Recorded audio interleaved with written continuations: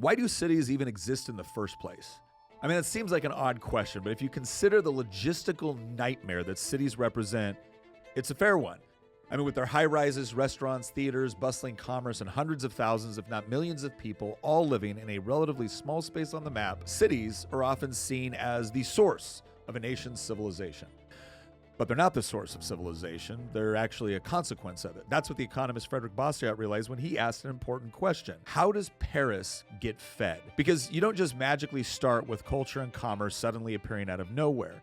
In fact, when you think about it, these incredible examples of civilization are incredibly dependent on things outside the city for their very existence. As the ancient Sumerians once said, things may be traded in the city, but it's the fisherman who brings in the food supply. So who does bring in the food supply?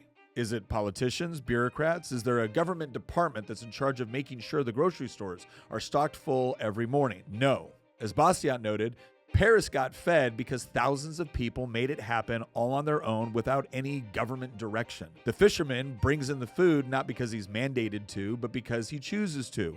And he's rewarded for his efforts with a price signal that tells him this is something worth doing.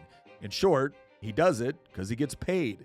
And we call this a profit. But every now and then, someone looks at these profits and argues that it's unfair or unjust that feeding people should be a business.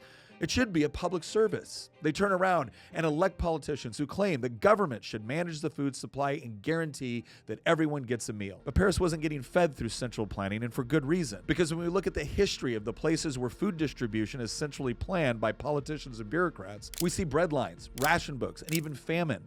And what's so crazy and honestly frustrating about Bastiat's revelation is just how simple and timeless it is. And yet, for some reason, we constantly seem to forget it.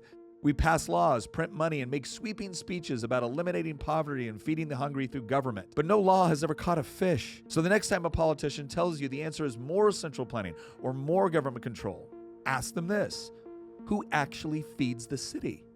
Because it isn't them.